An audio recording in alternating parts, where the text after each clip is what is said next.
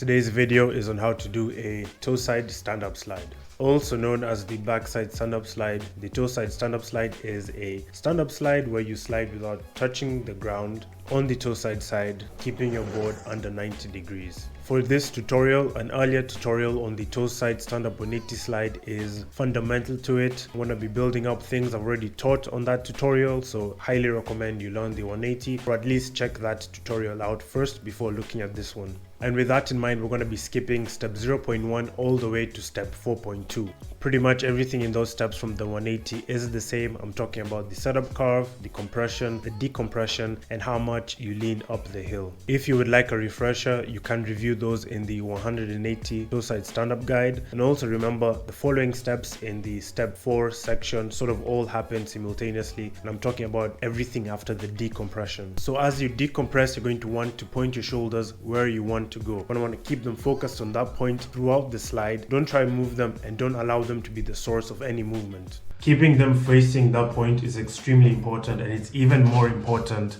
for the toe-side stand-up because any movement from your shoulders is going to make your board move. Your board naturally wants to follow the movement of your shoulders. In this case, it may make you slide at 90 or in most cases make you high side. As you can tell, the audio from the last clip got a little bit messed up, so here we are. So as the shoulders can really mess up the slide, you're going to want to focus your shoulders on a point.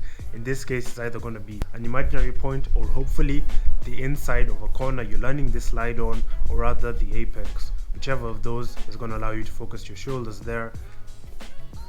Yeah, this is such a key step to the toe-side stand-up. Keeping your shoulders pointed where you want to go, or rather keeping your shoulders and chest facing down the hill, is so key. This is literally a make or break step. If you mess it up, you won't be able to do any toe-side stand-ups successfully. It really is that important. Sometimes you literally have to twist your body in half with your chest and shoulders facing down the hill, or your lower body is facing back up the hill. It's really important you do this, and yes, it can be quite uncomfortable and really awkward feeling, but it's key to making the toe sides feel good, and it's key to making the toe sides work as well. The next devastatingly important thing is how you're going to be placing your weight on the board. I know I've already told you how to do this in the 180 guide, but I just want to reiterate, it's extremely important you have your weight on your toes. Otherwise, this slide is going to be really difficult to do. It's also especially important you do this on your front foot as well, keeping weight on your toes. This is what's going to allow the front wheels to break traction, and it's what's going to allow the board to keep sliding. It's extremely important. It's also important to be really stanced and posted on that front foot, and those two things are really going to allow the board to keep sliding. They are super important. And instead of using our front foot as a pivot and pushing the board all the way around with our back foot as we did in the 180 slide, this time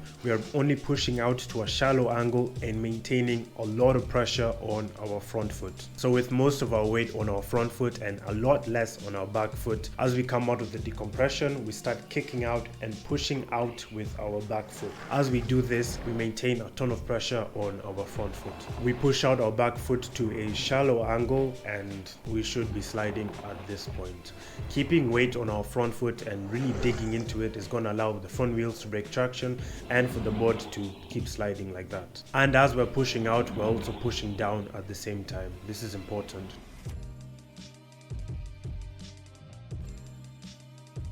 The setup curve, compression, leaning up the hill, the decompression, all these things are going to make the slide a lot easier. But what's really going to make or break our toe-side stand-up attempt is how much pressure we're maintaining on our front foot, how we're leaning on it, and also how our chest and shoulders are facing down the hill. Those two things are extremely important. Doing the other stuff, setup, compression, leaning back, pushing out with your back foot is surprisingly easy. But what's difficult is those two things I've mentioned. And I mean, yeah, of course your results may vary, but they're really key and really important. So you really got to be careful and you really got to make sure you're doing those things correctly. And yeah, do them right and you should be doing a toe-side stand-up slide. And once you've kicked out, just hang in there. Of course, this is a little bit difficult with the toe side, but if you can maintain pressure on your front foot, it shouldn't be that difficult. Personally, I do find it quite difficult to hold out the toe-side slide. It is quite intimidating, but yeah, but once you're done sliding as much as you want, it's time to get the board to hook up. Admittedly, the hookup from toe-side stand-ups can be a little bit tricky. Now, to regain gain traction, all you have to do is start releasing pressure off your back foot and maintaining pressure on your front foot. Doing this will naturally want the board to rotate into going straight again. As this happens, allow your body to follow the board. I find that as the board is rotating, the body naturally wants to follow the board and sort of fall forward. As you feel the board going straight again and about to gain traction, bend your knees and try to absorb the momentum from the hookup. With the toe side, I've found timing the hookup and recompression very important to a successful and smooth slide. It may also help to sort of throw your leading arms down or up the hill to help with the recompression and help you absorb the momentum of the slide. If you do that successfully, you would have just done your first toe side stand-up slide.